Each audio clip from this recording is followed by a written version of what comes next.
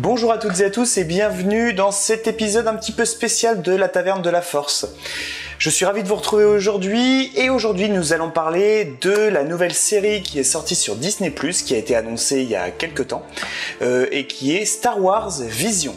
Alors, avant de commencer, cette vidéo est également un peu une vidéo test, car j'ai reçu des nouveaux micro-cravates, hop, que je vais vous montrer, qui sont clippés juste ici. Donc là, vous voyez, j'ai un micro-cravate avec du coup un récepteur sans fil de la marque Holyland. Ce sont les Holyland Lark 150. Voilà, donc c'est un petit peu un test. Donc c'est pas le même micro que d'habitude. Le micro que j'utilise habituellement m'isole beaucoup plus avec un traitement du son qui est bien supérieur. Donc c'est vraiment un micro-cravate que j'ai acheté pour utiliser en extérieur, pour d'autres types de vidéos.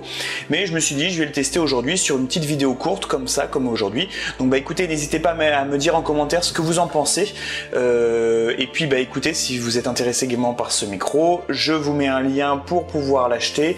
En ce moment il est aux alentours de 150-170 €, donc pour la version solo. Donc bien sûr ce sont des liens affiliés, ce n'est pas plus cher pour vous, mais ça aide la chaîne. Voilà, bref. Également, n'hésitez pas à vous abonner, à mettre un petit pouce bleu et également la cloche pour être prévenu dès que je sors une nouvelle vidéo. Et également, n'hésitez pas à aller voir mon compte Instagram où je publie des réels un peu humoristiques sur bien entendu le thème de Star Wars, et également je publie les mêmes sur TikTok, donc n'hésitez pas à y aller. Si vous aimez bien Star Wars, je pense que ça peut clairement vous plaire. Donc Star Wars Vision, bah écoutez, pour vous dire la vérité, je venais de terminer la série What If qui sortait tous les mercredis, et là je vois du coup la petite annonce disant bah voilà, à partir du mercredi suivant ça sera Star Wars Vision. Donc je m'étais préparé à me dire bon bah tous les mercredis soir après l'entraînement je vais aller me regarder un petit épisode, et là grosse surprise, les 9 épisodes de la saison tombent en une fois. Alors là, j'étais sur les fesses en me disant bah c'est vachement bien, ça ressemble à certaines séries Netflix qui étaient sorties il y a quelques temps où on avait toute la saison qui tombait d'un coup, donc c'était vachement bien, ou des séries qui étaient tournées il y a quelques mois et lors du rachat des saisons, ils mettaient toute la saison. Donc c'était super intéressant, je me dis bah c'est cool. Donc ça c'était vraiment la première bonne nouvelle. Par contre, dans un second temps, j'ai un petit peu déchanté, puisque quand j'ai regardé le temps des épisodes, eh bien on est sur des épisodes de 15 minutes. Voilà. Donc on est sur 9 épisodes de 15 minutes, ce qui nous fait à peu près 2h30 de série sur la première saison. Donc en fait, en une bonne soirée, vous avez le temps de vous regarder toute la saison. Donc ça peut être aussi intéressant. Par contre, effectivement, c'est pas le type de série qu'on va regarder tous les soirs en se disant bah écoute, c'est cool, je vais pouvoir me regarder un nouvel épisode. Sauf que je me suis rendu compte que 15 minutes finalement, c'était assez intéressant. Alors, je vais expliquer un petit peu pourquoi après. Tout d'abord, je vais vous dire un petit peu ce que c'est que Star Wars Vision. Star Wars Vision, donc ce sont les studios d'animation japonaises les plus connus qui se sont tous réunis, qui ont pu récupérer l'autorisation auprès de Disney, Lucasfilm, pour justement utiliser la licence Star Wars pour la faire un peu à leur sauce. Je l'avais déjà dit sur le Star Wars News concernant Star Wars Visions. En effet, les Japonais sont des gros fans de Star Wars et ça faisait un moment qu'ils voulaient un petit peu mettre les mains un peu dedans pour pouvoir justement créer des animations à la sauce japonaise Star Wars. Et donc ils ont pu avoir l'autorisation. Alors, tout d'abord, il faut savoir que ce ne sont pas des épisodes qui sont canon. D'ailleurs, vous pouvez le voir au tout début, quand vous avez vu les dernières séries Star Wars, quand on a vu notamment les saisons du Mandalorian, et même The Bad Batch ou même Clone Wars, au tout début, je sais pas si vous voyez, vous avez une espèce d'animation avec les casques qui s'illuminent. Là, je vous la mets là pour que vous puissiez voir de quoi je parle. Cette animation, du coup, annonçant en fait l'histoire réelle de Star Wars. On n'a pas cette animation, on a juste Lucasfilm qui apparaît. Et effectivement, quand on regarde un peu plus près, on se dit bien que ça peut pas être du canon, ces histoires, puisqu'on est sur vraiment une japanisation de Star Wars, mais de façon très intéressante. Je précise également, il n'y aura absolument aucun spoil de tous les épisodes durant cette vidéo. Il faut savoir qu'il n'y a aucun lien entre chaque épisode, un peu à la façon Black Mirror pour ceux qui ont vu. Et également, on voit bien que ce sont des studios japonais différents qui ont élaboré chaque épisode. Puisque on va avoir des épisodes avec du Star Wars très japonisé, donc c'est-à-dire vieux Japon, notamment si on prend le premier épisode, où on a un espèce de noir et blanc, avec juste de la couleur qui apparaît juste sur les blasters, les sabres laser, et une sorte de d'univers samouraï, vraiment. Vraiment, c'est un côté vraiment un peu sympa avec le katana qu'on sort du fourreau et en fait c'est pas un katana, c'est un sabre laser. Et également après on va avoir des épisodes avec des robots, mais des robots japonais. Pas les robots, les droïdes qu'on pourrait trouver. Vraiment ces espèces de robots qu'on peut trouver avec Nono, le petit robot, ce genre de choses. C'est vraiment des trucs vraiment très très japonisés. Si vous connaissez Miyazaki, on a des épisodes aussi où on a l'impression vraiment d'être dans l'univers de Miyazaki, avec notamment ce qui le définit beaucoup, l'expression des sentiments qui ne passent pas que par le visage, mais également les cheveux qui bougent en même temps que justement il s'exprime. Et ben on le voit apparaître également. Qu'est-ce qui va caractériser aussi? Alors toutes les superlatifs japonais. Comme on peut voir par exemple, vous regardez des animés, je sais pas si vous en regardez, mais typiquement vous prenez du Dragon Ball Z, du Naruto, vous prenez et même du, je sais plus comment ça s'appelle là, il y a un manga sur le tennis. Tout est amplifié.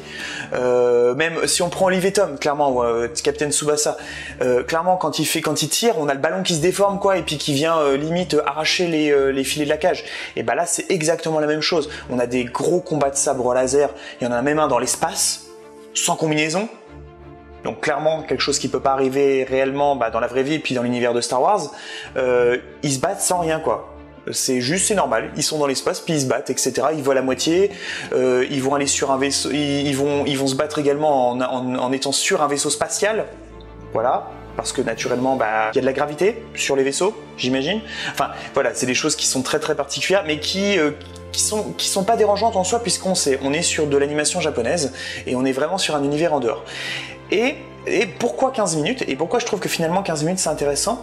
Parce que si vous avez l'habitude de regarder des animés, que ça soit un film, un long métrage, type un film de Miyazaki, Le Voyage de Chihiro, Princesse Mononoke, on a toute une partie où on a l'installation de l'histoire, on essaie de créer une compréhension de l'univers. Pareil, quand vous prenez un manga, un animé donc d'un manga type Naruto, avec un nombre incalculable de tomes, ou même One Piece, encore pire, pareil, vous avez toute une période où vous installez les personnages qui arrivent au fur et à mesure, et également tout l'univers. Et il faut plusieurs mangas, plusieurs heures souvent pour bien comprendre tout l'univers, et puis il donne les informations de manière un petit peu sporadique pour justement faire en sorte que les lecteurs découvrent l'univers petit à petit. L'avantage de Star Wars, c'est que tout le monde connaît l'univers. On connaît tous les codes de Star Wars. Le sabre laser, le Jedi, le Sith, la Force, les vaisseaux, les droïdes. Cet univers avec des mondes qui sont à la fois technologiquement avancés, mais où ils sont quand même un peu désuets. Vraiment, tout le monde connaît ça, tout le monde sait ce que c'est. Et du coup, toute cette phase, je dirais, d'introduction zappée, permet justement de faire des épisodes de 15 minutes très intéressants. Et c'est ça qui est marrant, parce que du coup, on va se poser la question de savoir de quelle façon ils vont décliner Star Wars.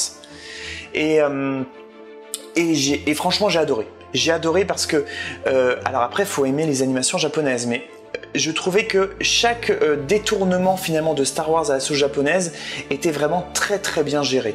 On avait vraiment des petits bijoux à chaque fois qu'on regardait chaque épisode. Alors bien entendu, il y en a que j'aimais un peu moins que d'autres, mais vraiment des petits bijoux. Alors, il y a quand même, moi, une chose qui m'a un peu dérangé. Si vous prenez par exemple la série The Mandalorian, et que notamment la première saison, on voit pas de Jedi, on voit la Force, on la voit un petit peu à travers bébé Yoda, mais je dirais la Force fait partie de l'univers, mais l'environnement Jedi et Sith est un petit peu laissé de côté, et c'est ce qui était aussi appréciable. On avait l'impression de voir du vieux Star Wars comme aux origines, où finalement on se préoccupait plus de l'univers que de l'histoire du Jedi qui va affronter les Sith, etc., etc. C'est un peu ce que je reproche à Star Wars Visions, puisque la ligne directrice de tous les épisodes ça va forcément être du Jedi contre du Sith. Systématiquement. D'ailleurs, quand on connaît bien l'univers de Star Wars, on sait très bien qu'un sabre rouge n'est pas forcément un sabre laser de Sith. Ça peut être tout simplement un Jedi noir, ça peut être également quelqu'un qui utilise le côté obscur de la Force, quelqu'un qui aurait volé un sabre sur un banc, etc. Donc c'est pas forcément un Sith. Sauf que là, le code unique, c'est le Sith, le sabre laser, le sabre rouge c'est le Sith et le sabre bleu c'est forcément un Jedi. Et ça, c'est un peu le reproche que je peux donner. Alors après, je vous rappelle, on est sur des épisodes de 15 minutes, donc il faut avoir des codes très simples que tout le monde comprend. Mais on a l'impression qu'il y a une simplification de l'univers de Star Wars à travers tous les épisodes. Moi, j'attendais quand même des épisodes où on parlait un petit peu moins de force, vu qu'on en a quand même 9 de 15 minutes, donc c'est pas grave, 15 minutes où on parle pas du tout de force, hein, on va s'en sortir, je pense. Et puis j'attendais peut-être des épisodes où le côté obscur et le côté lumineux était quelque chose peut-être d'un petit peu plus complexe. Là, on est vraiment très codifié, très manichéen, quoi. Voilà. Donc c'est vraiment peut-être le petit reproche que je peux faire. Après, voilà, foncez. Je veux dire, c'est juste 2h30. C'est un gros long métrage. Hein, c'est moins long que Le Seigneur des Anneaux.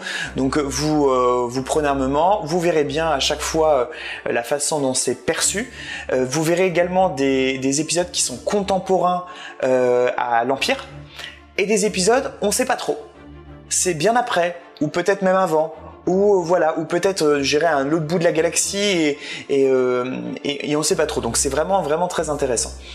Voilà aujourd'hui ce que j'avais à vous dire. Donc c'était une critique vraiment très rapide. Je vous donne juste vraiment ma réaction à chaud puisque j'ai fini de les regarder hier soir.